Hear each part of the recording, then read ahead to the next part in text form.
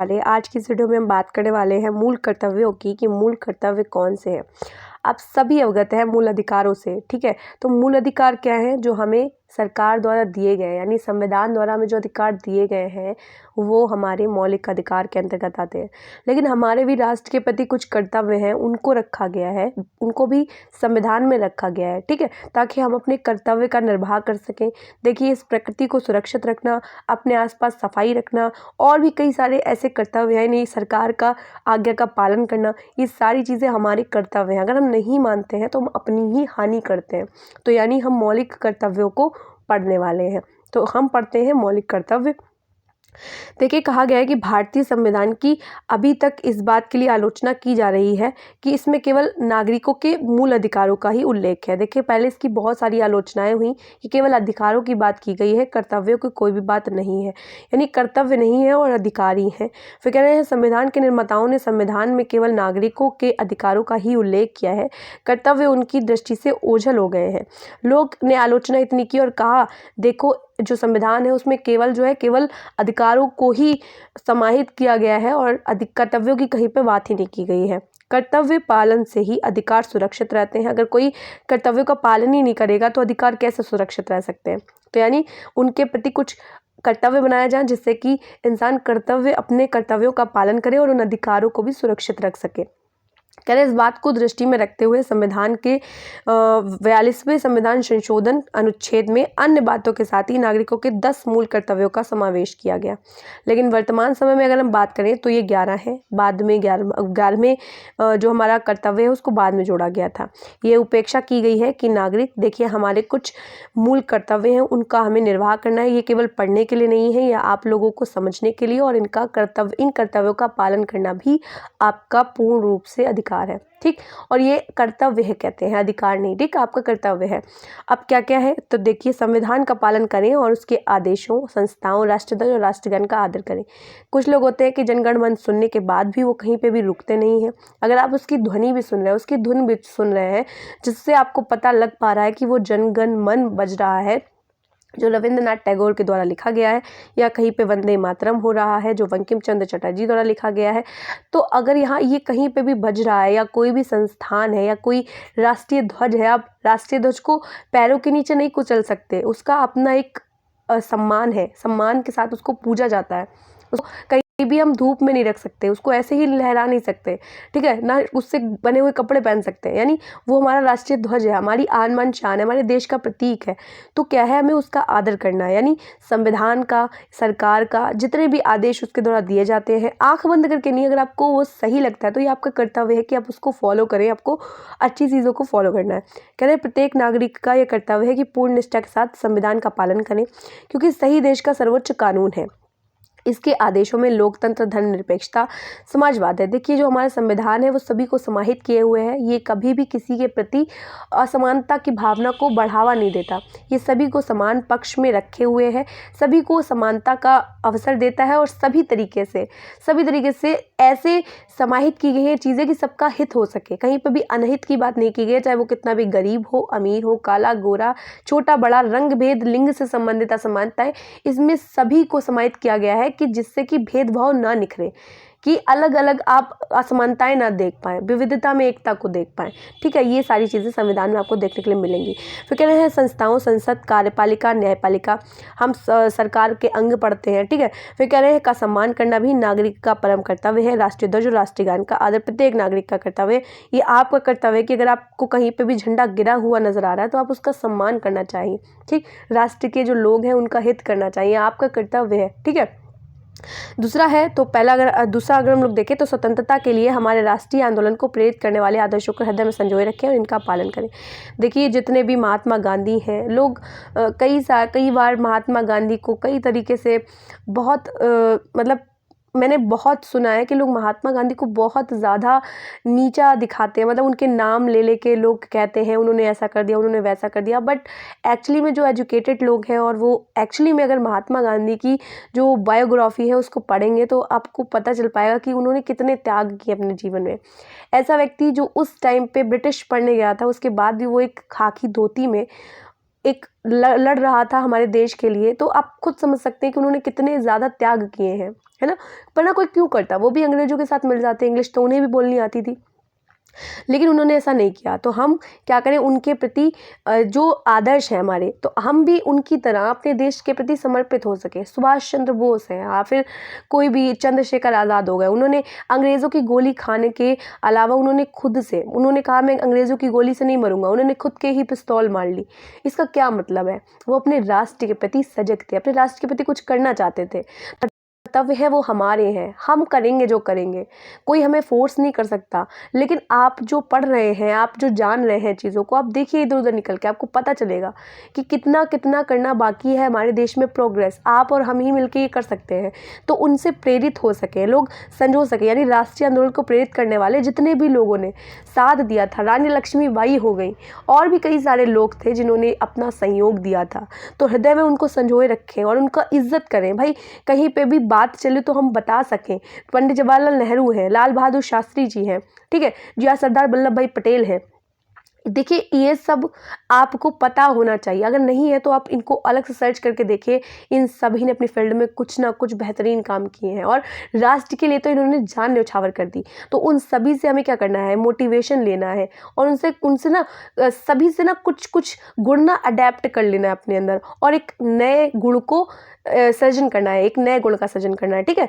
मतलब नकल नहीं करनी उनकी, लेकिन उनको देख के प्रेरित होना है कि राष्ट्र के प्रति हम कुछ नया कर सकें, ठीक है। तो ये क्या है, हमारा राष्ट्रीय आंदोलन स्वतंत्रता, समानता, भ्रातृत्व और धर्मनिरपेक्षता एवं समाज साम्राज्यवाद का विरोध आदि आदर्शों से प्रेरित था। आज के संदर्भ में भी इन आदर्शों की प्रासंगिकता से इनकार नहीं किया जा सकता। जस्ट आज भी हम वही सब देखते हैं। देखिए संविधान कभी भी, मैं पहले ही बोल रही थी, कभी भी लिंग, जाति, धर्म के आधार पर कभी भी, आप नीचे कास्ट के, आप ऊंची कास्ट के, आप किसी भी कास्ट के हैं, आपको देखने को मिलेगा कि संविधान में सभी को समाहित किया गया है, सभी का सम्मान किया गया है। अगर आप कुछ गलत कर रहे हैं तो उसके लिए सजा है, सही कर रहे हैं तो उसको सही तरीके से करने के लिए कहा गया है, ठीक है। तो हर तरीके का, कि राष्ट्रपति को कैसे हटाया जा सकता है, लोकसभा, राज्यसभा, न्यायपालिका, कार्यपालिका, सभी का विधि विधान से, या राज्य के नीति निर्देशक तत्वों के बारे में, अधिकारों के बारे में, कर्तव्यों के बारे में सभी विधि विधान से बताया गया है, जिसमें से हमारे कर्तव्य भी आ जाते हैं। फिर तीसरा अगर हम लोग देखें तो आता है, भारत की प्रभुता, एकता एवं अखंडता की रक्षा करें और छोड़ रखें। भाई हमें एक बात बताइए कि हम एकता बनाए हर इंसान एक दूसरे से कनेक्टेड है। अगर हम ही नहीं बना के रखेंगे, मैं सोच रहा हूँ किसी के बारे में गलत, तो जाहिर सी बात है कोई मेरे बारे में गलत सोचेगा। तो हमें ही क्या करना पड़ेगा, मैं शुरुआत नहीं करूँगा तो दूसरा भी नहीं करेगा। तो आपके मन में ये भावना होनी चाहिए एकता की, संप्रभुता की, अखंडता की। आप अपने देश की रक्षा करने के लिए हमेशा सक्षम होने चाहिए। भारत की संप्रभुता का समर्थन प्रत्येक नागरिक का पावन कर्तव्य है। प्रभुता दो प्रकार की है, आंतरिक और बाह्य। आंतरिक प्रभुता का अभिप्राय क्या है, तो कि ये राज्य में कोई भी व्यक्ति, समुदाय, संस्था ऐसी नहीं है जिसकी शक्ति उसके समकक्ष हो। राज्य सर्वोपरि है और वह सबको आदेश देता है। जब हम राज्य की आंतरिक संप्रभुता का समर्थन करते हैं तो इसका अर्थ हुआ कि हम राज्य के आदेश का पालन करें। इस प्रकार इसका अर्थ यह है कि कानूनों का पालन करना नागरिकों का पुनीत कर्तव्य है। बाह्य प्रभुसत्ता का अर्थ है कि राज्य किसी दूसरे राज्य से आदेश ना ले। जब कोई राज्य हमारे देश पर आक्रमण करता है तो वह यथार्थ में ही हमारी संप्रभुता को चुनौती देता है। ऐसे अवसरों पर नागरिकों का कर्तव्य यह है कि वे उस चुनौती को स्वीकार करके राज्य की प्रतिरक्षा में योगदान दें। देखिए अगला चौथा पॉइंट हमारा कहता है कि देश की रक्षा करें और आह्वान किए जाने पर राष्ट्र की सेवा करें। अगर ये कहीं लिखा नहीं है कि जो सरहद पे जान दे रहे हैं वो हमेशा ही जान देंगे, कि उन्होंने नौकरी ज्वाइन की है, उन्होंने कोई साइन वगैरह किए हैं तो उनको वही काम करना है। देखिए अगर राष्ट्र पे कोई भी खतरा मंडराता है तो अगर आपसे कहा जाएगा कि आप आर्मी में लड़ें, आके अपने संविधान की, मतलब अपने राष्ट्र के लिए कुछ समर्पण दें, आके आप कार्य करें। जैसे आप एज अ डॉक्टर हैं तो आपने डॉक्टर की तो पढ़ाई कर ही रखी होगी, तो अगर कभी भी रात में ना कभी किसी को ज़रूरत पड़ रही है तो आपका ये फ़र्ज़ बनता है, ये नहीं कि आप सो रहे हैं, आपका फ़र्ज़ बनता है कि आप बाहर जाएँ और उनकी मदद करें। कितनी भी रात हो, कितनी भी परेशानी हो, अगर आपको वो स्किल आती है किसी भी क्षेत्र में, किसी भी एरिया में, अगर आपको वो स्किल आती है तो आप लोगों की मदद करना सीखिए। कितनी भी देर, कितनी भी ज़्यादा, कितनी भी कम, कितनी भी ही बड़ी मुसीबत हो, आप उनका सामना कर सकें और लोगों की मदद कर सकें, ठीक है। फिर कह रहे हैं देश की रक्षा करना प्रत्येक नागरिक का पावन कर्तव्य है। देश की रक्षा में ही नागरिकों के रक्षा निहित है। आज आप उनकी रक्षा करेंगे, कल लोग आपकी रक्षा करेंगे। हर इंसान अपनी अपनी फील्ड का मास्टर है, स्किल उसके पास बहुत अच्छी है, ठीक। तो कभी ना कभी ऐसा आएगा ही भाई, ये दुनिया गोल है, लोग सही कहते हैं। घूम फिर के कभी ना कभी ऐसा ज़रूर हो कि आपको मदद की ज़रूरत होगी और वो अपने एरिया में अच्छा कर रहा होगा या अपने क्षेत्र में वो काबिल होगा, तो वो आपकी मदद कर देगा। ऐसे ही हमारा राष्ट्र चलता है और लगातार उसकी प्रोग्रेस होती रहती है। वगैरह राष्ट्र ही की हर प्रकार से सेवा करने के लिए नागरिकों का सदैव प्रस्तुत रहना चाहिए कि कोई छोटे से छोटा बच्चा, बड़े से बड़े, जब हम लगातार सीखते जाते हैं, समझते जाते हैं चीज़ों को, तो हमें पता चलता जाता है कि हमें राष्ट्र के लिए कितना कुछ करना है और कितनी प्रगति बाकी है, तब हम समझ पाते हैं, है ना। फिर कह रहे हैं राष्ट्र पर संकट उपस्थित होने पर भी हमें अपने व्यक्तिगत स्वार्थों को बुलाकर राष्ट्र की रक्षा करनी चाहिए। भाई अगर लड़ाई झगड़ा भी है, तब भी अगर पड़ोस में, अगर आप एज अ डॉक्टर हैं और पास में अगर कोई बीमार पड़ा हुआ है, तो आप ये नहीं देखेंगे कि वो आपका पड़ोसी और आपकी उससे लड़ाई हुई है। आप तब भी जाएंगे और वहाँ जाके एक हम ऐड देखते हैं जो कैडबरी का होता है, तो उसमें भी ये दिखाया जाता है कि आपस में लड़ाई होती है, लेकिन उनका जो लड़का होता है वो वहाँ जाता है और उनकी मदद करता है, जिससे कि उनके बीच की जो लड़ाइयाँ हैं वो ख़त्म हो जाती है। देखिए यहाँ पे भी बात निकल के आती है, अगर हम एक कदम आगे बढ़ाएंगे तो कोई दूसरा है वो भी अपना कदम आगे बढ़ाएगा। इससे जो है हमारी एकता बरकरार रहेगी, ठीक है। तो लड़ाई झगड़े में तो कुछ रखा नहीं है, तो एक दूसरे की मदद करती रहना चाहिए। यानी यदि देश को सैनिकों की आवश्यकता हो तो नागरिकों को स्वेच्छा से सेना में भर्ती हो जाना चाहिए। यानी अगर राष्ट्र में या फिर सरहद पे हमारे सैनिकों की ज़रूरत है, तो ये नहीं कि मेरा बेटा है, मेरी बेटी है तो ये नहीं जा सकता, आप भी जा सकते हैं। आप ऐसा मरने के इरादे से नहीं, आप देश के प्रति समर्पण की भावना रखिए, ठीक। 5वां देखिए, कह रहे हैं भारत के सभी लोगों में समरसता और समान भ्रातृत्व की भावना का निर्माण करें, जो धर्म, भाषा और देश या वर्ग पर आधारित सभी भेदभाव से परे हो। ऐसी प्रथाओं का त्याग करें जो स्त्रियों के सम्मान के विरुद्ध हो। देखिए सभी में भ्रातृत्व की भावना हो और कोई लिंग, जाति, धर्म के आधार पर कोई भी विरोध ना करे। पहले क्या होता था, कई सारी प्रथाएं चलती थी, विधवा विवाह, सती प्रथा, बाल विवाह, कई सारी प्रथाएं हैं, तो इनका विरोध किया जाए, ठीक है। सभी कर सकें। जैसे महिलाएं हैं, आज भी हम देखते हैं कि घरों में उनको कैद करके रखा जाता है, या कुछ लड़कियां ऐसी हैं, एजुकेशन ने काफ़ी चीज़ें बदल दी हैं, लेकिन हम देखते हैं कि आज भी उनकी स्थिति बहुत ज़्यादा गंभीर है। तो उस स्थिति में या उस स्टेज में हम देखते हैं कि जो लड़के हैं, यानी जो पुरुष है या जो महिलाएं हैं, सभी एक दूसरे का सहयोग कर सके, सभी में समानता की भावना आ सके, ठीक है। जो स्त्रियां हैं वो भी समझ सके, समझा सके कि ऐसा अगर आप कह रहे हैं कि घूंघट में रहना है, तो ऐसा आप क्यों कह रहे हैं। वो विरोध करके उस बात को प्रमाणित करवा सके कि आप घूंघट में रहना आखिर क्यों मतलब प्रेफर कर रहे हैं हमें, ठीक। और पुरुष भी इस बात को नकारे कि भाई ज़रूरी नहीं है कि स्त्रियों के साथ ही भेदभाव हो रहा हो, कहीं कहीं पुरुषों के साथ भी भेदभाव देखने को मिलता है। तो सभी में समानता होनी चाहिए, इन सभी चीज़ों का विरोध किया जाए, किसी भी प्रकार की असमानता देखने को ना मिले, सभी सुखी रहें, ठीक है, सभी खुश रहें हमारे राष्ट्र में। ऐसे राष्ट्र का निर्माण करना है। कहते हैं प्रत्येक नागरिक को भ्रातृत्व की भावना का विकास करना चाहिए और सबको समान समझकर समरसता का सृजन करना चाहिए। हमें क्या करना है, धर्म, भाषा, प्रदेश तथा वर्ग भेद की संकुचित परिधि से परे होकर सभी भारतीयों को अपना विश्व बंधुत्व समझाना चाहिए। देखिए एक दिन तो सभी के जीवन का अंत हो ही जाना है, तो क्यों ना वो आपने लाइन सुनी होगी कि आया तू जग में जब बंदे, तू रोया था जग हंसता था, जब तू जाए ये जग रोए, कुछ काम तो ऐसा करता जा। तो यानी हमें क्या करना है, हमें लोगों का हित करना है, ताकि यार एटलीस्ट जब मरना तो सभी को ना, जब हमारे जीवन का अंत हो तो लोग कहें तो सही कि उसने, वो जो एक ऐसा व्यक्ति था या एक ऐसी पुरुष, महिला, लड़की, लड़का ऐसा था जिसने कुछ करके गया वो अपने जीवन में। हम कई लोगों को जानते हैं भाई, हम किसी का भी उदाहरण देख सकते हैं, सरदार वल्लभ भाई पटेल का ही उदाहरण देख लें। आज भी लोग जानते हैं कि उन्होंने रियासतों को एक किया था, है ना। कौन ऐसा है जो नहीं जानता होगा।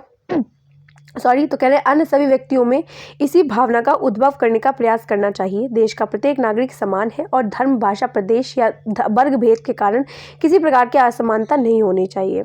फिर कह रहे हैं भारतीय संविधान की प्रस्तावना में बंधुत्व की भावना के विकास पर विशेष बल दिया गया है। फ्रांस के क्रांतिकारियों ने स्वतंत्रता, समानता तथा भ्रातृत्व को एक समान महत्व दिया था, क्योंकि बंधुत्व देश का एकता एवं स्वतंत्रता के लिए परम आवश्यक है। फिर अगर हम लोग देखें तो हमारी सामाजिक संस्कृति की गौरवशाली परंपरा का महत्व समझें और उसका परीक्षण करें। प्रत्येक देश का अपना समाज और अपनी संस्कृति होती है। इसके अंतर्गत समाज की धर्म, कला और आचार आदि से समृद्ध मान्यताएं आती हैं। यह संस्कृति को स्थापित स्थायित्व प्रदान करती है, एकता, विश्व बंधुत्व, सर्वधर्म समभाव, साहित्य, सत्कार, शरणागत आदि की रक्षा, त्याग आदि की जो हमारी सामाजिक संस्कृति की गौरवशाली परंपरा के अंतर्गत आते हैं, जिनका महत्व प्रत्येक नागरिक को समझना चाहिए तथा इस परंपरा को सुरक्षित रखना चाहिए। प्रत्येक देश की संस्कृति ही नहीं अपितु वह स्वयं भी अपने महान आदर्शों पर ही जीवित रह सकता है। देखिए, हमें क्या करना है, हमारी जो सामाजिक संस्कृति है उसकी जो गौरवशाली जो परंपरा है उसको महत्व देना है। यानी हमें लगातार कोई भी हो, मतलब हमें उसका आदर करना है, उसके अंदर हम जैसे पेरेंट्स हैं, आप कभी ना कभी जीवन में इंसान की प्रगति के साथ में आपकी एज के हिसाब से आप कभी तो माता पिता की अवस्था में आएंगे, तो आप अपने बच्चों में कुछ ऐसे गुणों का विकास करें जिससे कि वो आगे जब वो माता पिता बने तो वो क्या करें, वो देश जैसे लगातार ना वो एक कड़ी होती है।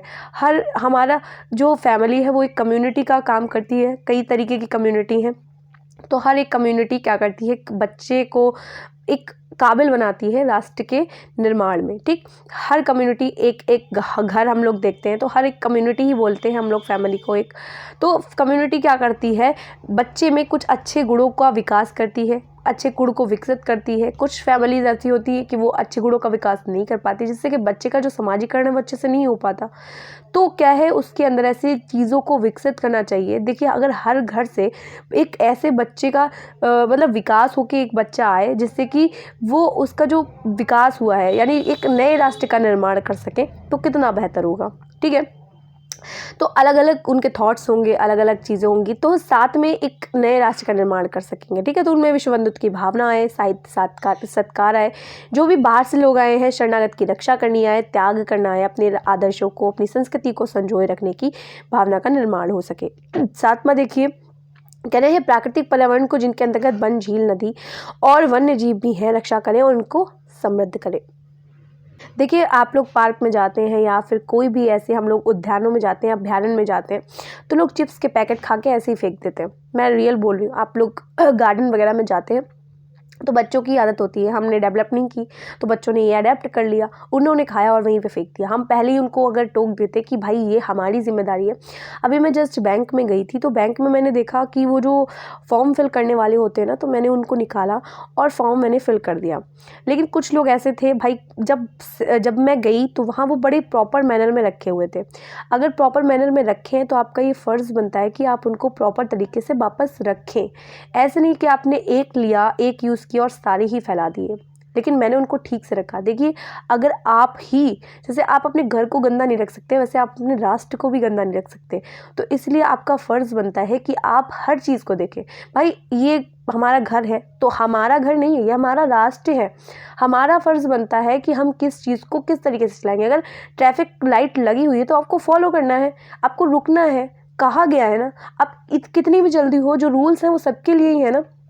कुछ लोग होते नहीं फॉलो कर रहे हैं, तो क्यों नहीं फॉलो कर रहे हैं, ये आप ना इससे अपना नुकसान कर रहे हैं। तो आपको ऐसे देखना है कि आपका ही है ये सब, चाहे वो आपका घर हो, चाहे वो राष्ट्र हो, चाहे वो ये जो पूरी हमारी अर्थ है उसके जितने भी प्राणी, जितने भी लोग हैं, वो सब आपके हैं। ऐसे आपको देखना है। ठीक है, तो ये जो प्रकृति है, जो पर्यावरण है, लोग लगातार काटे जा रहे हैं पेड़ों को। एक छोटी सी चींटी को भी मारने में आपको तकलीफ होनी चाहिए। क्यों? क्योंकि उस चींटी का जो जीव है वो इतना छोटा सा, जो उसका जितना महत्व है उतना ही हमारा महत्व है, उसके भी जीवन का एक अस्तित्व है। तो क्या करना है हमें, हर चीज़ की देखभाल, हर चीज़ को।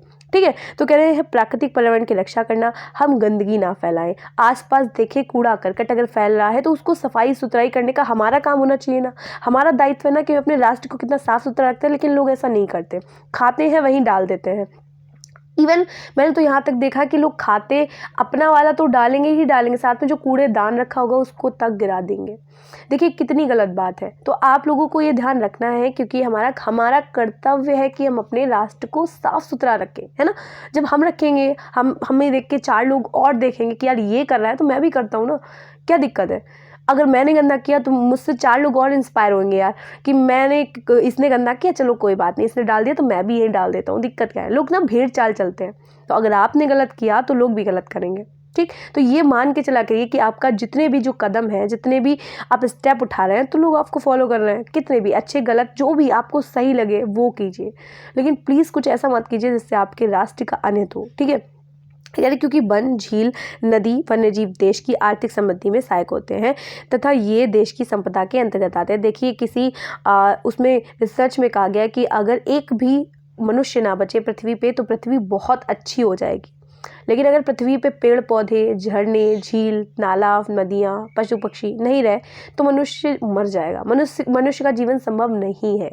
मतलब ये है कि प्रकृति से ही हम हैं, प्रकृति ने ही हमें उपजाया है, तो हमारा फ़र्ज़ बनता है हमारी जो ये प्रकृति है, जो माता है, उनको हम संजोए रखें, है ना। तो जो झरने हैं, आप देखते हैं आजकल इतनी गंदगी मिलती है, जो लोग गंगा में जाते हैं, गंगा में नहाने गए, वहीं कपड़े वगैरह सब छोड़ दिए, तो पानी उससे गंदा हो रहा है। ये बात लोगों को समझ नहीं आती है, और पानी जो मिसयूज़ होता है उसकी तो और भी, तो इन सब का ख्याल रखना है हमें, ठीक है। अगला देखते हैं वैज्ञानिक दृष्टिकोण, मानवतावाद और ज्ञानार्जन तथा सुधार की भावना का विकास हो सके। आप कैसे, आप फिलोसफिकल मतलब दार्शनिक की तरह सोच सकें, आपका जो चिंतन की प्रक्रिया है वो बेहतर हो सके, और कह रहे हैं तथा सुधार की भावना का विकास हो सके। आप निरंतर ना प्रगति की ओर बढ़ें, आप समझ सकें अपनी भावनाओं को, अपने गुणों को, अपने स्टैंडर्ड्स को, वैल्यूज़ को, मूल्यों को, सभी को समझ सकें, जान सकें, ठीक। फिर कह रहे हैं नागरिकों को अंधविश्वास या परंपरानुयायी न होकर वैज्ञानिक दृष्टिकोण का अनुमान लगाना चाहिए। देखिए किसी ने कोई चीज़ कह दी, बाबा ने कह दिया कि भाई तुम्हारे हाथों की लकीर में ना कुछ है नहीं, तो आप उसको समझ सकें ये ऐसा अगर कह रहा है तो क्यों कह रहा है, मतलब किस बेस पे, क्या लॉजिक है, उसको समझना तो है। मतलब ऐसे ही मान लिया बैठ गए सैड हो गए कि मेरी ज़िंदगी में तो कुछ कमाई वमाई है नहीं, मुझे नौकरी तो मिलने से रही, ये सोच के अगर आप बैठे रहेंगे तो कभी ज़िंदगी में पक्का नहीं मिलने वाली। तो बाबा ने कह दिया तो टेंशन नहीं लेनी, ठीक है ना। तो क्या करना है आपको, अगर कोई किसी ने कह दिया है तो आपको एज इट इज़ मान नहीं लेना, उस पर चिंतन करें, आप कुछ सोच सकें, ठीक है। वे कह रहे हैं, कहने का तात्पर्य है कि उन्हें प्रत्येक स्थिति में उस पथ का अनुसरण करना आना चाहिए, विज्ञान सम्मत हो, जिस पर चलने के लिए अपनी बुद्धि समर्थ हो, जिसके साथ ही प्रत्येक नागरिक को मानवतावादी भी होना चाहिए।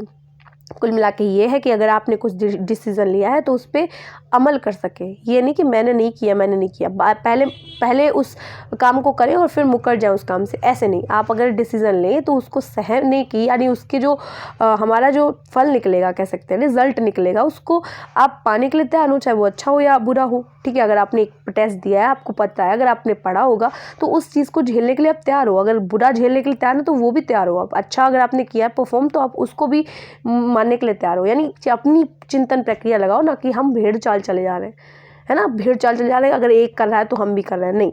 आप अपना सोचें, कुछ नया क्रिएट करें, वो वैज्ञानिक दृष्टिकोण है। फिर कह रहे हैं सार्वजनिक संपत्ति को सुरक्षित रखें और हिंसा से दूर रहें। हिंसा का मतलब है मारा काटी। हम देखते हैं 2-2 मिनट में लोग लड़ाई झगड़े करने लगते हैं। अभी मेरी जो स्ट्रीट है मेरा, वहाँ पे घर है मेरा, तो वहाँ पे मैं देखती हूँ यार ज़रा सी बात पे लोग एक दूसरे से झगड़ा करने लगते हैं, इतना ज़्यादा मतलब हाइपर हो जाते हैं चीज़ों को लेके। तो वो क्या करते हैं, मतलब मार धाड़ शुरू हो जाती है 2 मिनट में, इतना ऐसा माहौल बना रखा है। तो ये जो कर रहे हैं इससे कोई रिजल्ट निकलने वाला नहीं, फिर सब चले जाते हैं और अपने अपने घरों में सो जाते हैं। सिर्फ मुझे इतना बताइए इससे क्या रिजल्ट निकलता है, कुछ भी नहीं। हम लड़ लेते हैं, अपना टाइम वेस्ट कर लेते हैं, सिंपल है।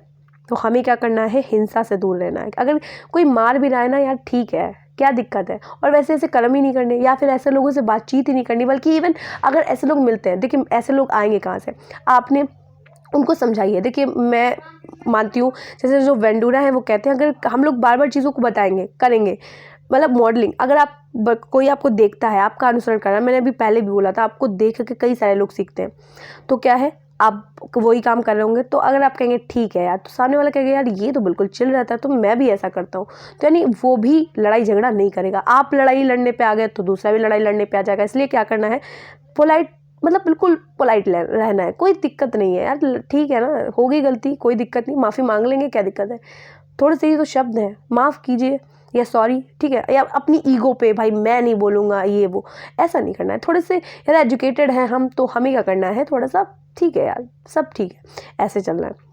और संपत्ति को सुरक्षित रखना है। फिर कह रहे सार्वजनिक संपत्ति की हर प्रकार से रक्षा करनी है, प्रत्येक नागरिक का परम कर्तव्य है।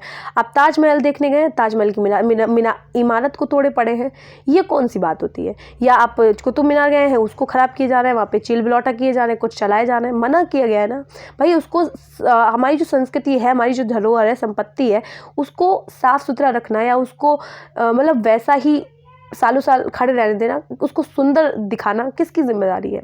खाली एक की नहीं ना, सभी की जिम्मेदारी है। आपको देखने के लिए दिया गया का कम है क्या?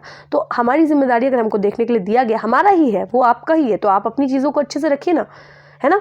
तो ये भावना हो मन में। कह रहे नागरिकों को ऐसा कोई कार्य नहीं करना चाहिए जिससे सार्वजनिक संपत्ति को क्षति पहुंचे तथा उसको नष्ट होने की आशंका हो। आप देखते हैं अजंता की जो गुफाएं हैं, अजंता की गुफाओं में आप जाएंगे तो जरा ऊपर की जो छत है तो उसमें भित्ति चित्र कुछ बने हुए हैं, उभरे हुए। तो लोगों ने उन्हें इतनी बार छुआ है कि मतलब यार देखना है तो दूर से भी देख सकते हैं, लेकिन लोगों ने मना किया गया है, उसको टच नहीं करना है। उसके बाद भी लोगों ने उस पर हाथ फिरा के देखा, इतनी बार हाथ फिराए गए कि उसकी जो मूर्त जो हमारे चित्र हैं उनकी आधी आकृतियाँ दिखनी बंद हो गई हैं। ठीक है, तो ये इससे भी एक मैसेज जाता है कि चीज़ों को आप दूर से देखिए। सुंदर चीज़ें दूर से भी लगती हैं, क्योंकि इफ़ेक्ट हर चीज़ पर पड़ता है। आपकी एक एक्टिविटी कई सारी चीज़ें बिगाड़ सकती है। ठीक है, तो आप क्या कर सकते, दूर से देखिए, इंजॉय कीजिए मोमेंट का, लेकिन चीज़ों से छेड़छाड़ मत कीजिए। ठीक है, तो आप क्या है, आप संपत्ति को बरकरार रखना आपकी जिम्मेदारी है। अगर कोई करता भी है तो यार उसको भी रोकिए ना कि ऐसा क्यों कर रहे हैं। अगर वो झगड़ा करता है तो उसको समझाइए।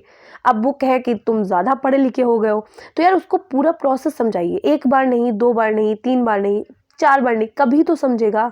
आप समझाइए, लोगों को समझ में आता है। और आप खुद को भी समझा के रखिए ये बात कि हर तरीके से राष्ट्र की जिम्मेदारी हमारे ऊपर है। यानी सार्वजनिक संपत्ति जनता की ही संपत्ति है और उसे क्षति पहुंचाना स्वयं अपना संपत्ति का नष्ट करना है। अगर आपके घर में कुछ सामान टूट जाता है तो आपको दुख होता है। अगर यार एक इमारत टूट जाएगी, आप सोचिए आपका राष्ट्र है और आपकी एक इमारत टूट गई तो आपको कितना बुरा लगेगा, है ना। तो वो वाली फीलिंग आपके अंदर होनी चाहिए, यार ये मेरी बिल्डिंग टूट रही है, यार ये कहो उससे कि मेरी बिल्डिंग क्यों तोड़ रहे हो तुम। और अगर कोई कहे ये आपकी है, भाई राष्ट्र भी तो मेरा ही है। फिर कह रहे हैं नागरिक जिस प्रकार अपनी संपत्ति की रक्षा बड़ी ही तत्परता से करते हैं, ठीक उसी प्रकार उन्हें राष्ट्रीय संपत्ति की भी रक्षा करनी चाहिए, क्योंकि इस पर जो धन खर्च किया गया है वह जनता से ही ग्रहण किया गया है। आपसे ही जो टैक्सेस वसूल किए जाते हैं, वही जो टैक्सेस हैं उनको संपत्ति को, जो हमारी संस्कृति है उसको धरोहर के रूप में रखने में मदद करते हैं। आप टैक्सेस देते हैं, चीज़ें आपको जो दिख रही हैं, जितनी भी चीज़ें वो अगर अच्छी भली दिख रही है, मरम्मत होती दिख रही है या फिर सुंदर दिख रही है, तो वो क्या है, आपके टैक्सेस से ही उसको बनाया गया है। ठीक है, जैसे आपने रिपेयर करवाया गया कह सकते हैं ना चीज़ों को, तो वो सारी चीज़ें हो जाती है। अगर हम 10वां देखें तो व्यक्तिगत एवं सामूहिक गतिविधियों के क्षेत्रों में उत्कर्ष की ओर बढ़ने का सतत प्रयास करें, जिससे राष्ट्र निरंतर बढ़ते हुए प्रयत्न और उपलब्धि की ओर नई ऊंचाई को छू ले। देखिए क्या सामूहिक गतिविधियाँ, हम समाज में रहते हैं। अगर कोई कहता है कि हम लोग सोसाइटी से भाग के कहीं जाएंगे, बिल्कुल भी नहीं हो सकता। तो हमें क्या है, सामूहिक गतिविधियाँ करनी आनी चाहिए। मतलब मैनर्स हो, एक साथ रहने के, उठने के, बैठने के, यानी बात बात में लड़ाई करके निकल लिया, नहीं। एक साथ रहने के, आगे बढ़ने के, सभी, ऐसा नहीं, ऐसी भावना नहीं होनी चाहिए यार इसने कर लिया यार जले मर जाना, बिल्कुल नहीं। सभी बढ़ेंगे, सब पढ़े सब बड़े वाला हिसाब होना चाहिए, किसी से जलना नहीं है यार, खुद की रेस खुद से है ना, तो वो वाली भावना हो। फिर कह रहे हैं प्रत्येक नागरिक का यह पावन कर्तव्य है कि वह व्यक्तिगत एवं सामूहिक क्षेत्र में विविध विषयों में उन्नति की ओर अग्रसर हो, अलग अलग क्षेत्र में अलग अलग काम करें। भाई अलग अलग काम करेंगे तभी तो, किसी को कोई काम आता है, किसी को कोई काम आता है। इंडिविजुअल्स होने चाहिए, विभिन्नताएं होनी चाहिए, डिफरेंसेस होने चाहिए, तभी तो हम कुछ अच्छा एक नए राष्ट्र का निर्माण कर सकेंगे। एक गुलदस्ते में आपने एक जैसे फूल लगा दिए तो अच्छे लगेंगे नहीं, उनके मुकाबले वो फूल ज़्यादा अच्छे लगेंगे जिसमें तरह तरह के फूल है ना तो वो जो बुके है वो ज़्यादा बेटर होगा। अब देखिए कह रहे हैं जिससे राष्ट्र के उत्थान के लिए किए जाने वाले विरल प्रयास एवं उनके फलस्वरूप प्राप्त उपलब्धियां सर्वोच्च शिखर पर पहुंच सके। कोई डॉक्टर है तो वो अपना सहयोग करेगा, कोई पुलिस है तो वो अपना सहयोग करेगा, कोई आर्मी ऑफिसर है तो वो अपना, कोई लोको पायलट है तो वो अपना सहयोग करेगा। अलग अलग फील्ड में अलग अलग लोग होंगे तो अपना एक आप समझ पा रहे हैं कि अलग अलग ग्रुप, एक तरीके से अलग अलग लोग हैं, तो वो हर फील्ड में मदद कर सकेंगे। ठीक है, एक डॉक्टर ही होगा तो फिर कैसे राष्ट्र चल पाएगा हमारा। तो अलग अलग फील्ड के लिए तैयार हो सके, ठीक है। वे कह रहे हैं इसमें नागरिक एवं राष्ट्र दोनों का ही उत्थान होगा। वास्तव में देखा जाए तो हमारे संविधान में नागरिक के उपयुक्त 10 मूल कर्तव्यों को शामिल करना अत्यंत महत्वपूर्ण है। इसमें हमारे संविधान का एक बहुत बड़ा दोष दूर किया है, ठीक। अब 11वां जो हमारा जो कर्तव्य आता है वो ये वाला है, जो हमारा बाल अधिकार है, जो 51A में था। अब कहाँ 86वें जब संविधान संशोधन हुआ तो इसको 21A में रख दिया गया है। ये देखिए 21 कौन सा अधिकार है, जीवन जीने का अधिकार है, ठीक है। तो जीवन जीने का जो हमारा अधिकार है उसमें जो मूल अधिकार है उसमें रखा गया, तो उसके इसके 51A के तहत जो है तो उसमें क्या कहा गया है, 86वें संविधान संशोधन के द्वारा ये जोड़ा गया। उसमें भी बात की गई जो 21A है उसमें भी बात की गई है कि 6 से 14 वर्ष तक के बच्चों की भैया निःशुल्क एवं अनिवार्य शिक्षा का प्रावधान रहेगा। तो 86वें संविधान संशोधन, इसमें माताओं के लिए बात की गई, माता पिता के लिए जो हमारा बाल अधिकार है। बाल अधिकार का मतलब 6 से 14 वर्ष तक की आयु के बच्चे माता पिता एवं अभिभावक अथवा संरक्षक को अपने बच्चों को शिक्षा दिलाने के लिए अवसर उपलब्ध कराना होगा। देखिए उसमें कहा गया है कि 6 से 14 वर्ष के बच्चों के लिए अनिवार्य एवं निःशुल्क शिक्षा। लेकिन ये हमारा कर्तव्य क्या है भाई, माता पिता बच्चों को पढ़ने ही नहीं भेजेंगे तो सरकार क्या उनको खाक पड़ाएगी। तो माता पिता का कर्तव्य है कि बच्चे को आप स्कूल तक पहुंचा दीजिए, बाकी का काम सरकार खुद कर लेगी, ठीक है। तो क्या है 11वां हमारा जो मौलिक कर्तव्य है वो कहता है सभी माता पिता क्या करें, अपने बच्चों को शिक्षा दे सकें। भाई कोई गरीब का बच्चा है अगर उनको पता ही नहीं उनके माता पिता को, तो वो क्या करें, केवल बच्चे को अगर घर पे कह रहे हैं कि बेटा तू खेती कर बैठ के, तो सरकार के घर आके पढ़ाएगी नहीं। वो कह रहे हैं सिर्फ आप बच्चे को स्कूल तक पहुंचा दीजिए। और हर बच्चे का अधिकार है कि वो शिक्षा ग्रहण करे। तो मम्मी पापा का कुछ कर्तव्य है कि बच्चों के ऊपर ध्यान दें। पढ़े लिखे नहीं है तो क्या हुआ, कोई बात नहीं, आप क्या करें, सिर्फ बच्चों को पढ़ने भेज दें, बाकी सब देख लेगी सरकार का मतलब है वो ऐसे शिक्षकों को लेके आएगी, ऐसे प्रशिक्षकों को लेके आएगी, ऐसी व्यवस्था कर देगी कि जिससे कि बच्चे की प्रगति अच्छे से हो सके, वो समाज में अपना निर्वाह कर सके। तो आज की इस वीडियो में हम इतना ही रखते हैं। अगर वीडियो आपको अच्छी लगी हो तो वीडियो को लाइक करना और चैनल को सब्सक्राइब करना मत भूलिएगा। इसी तरीके की वीडियोस के लिए मिलते हैं नेक्स्ट वीडियो में।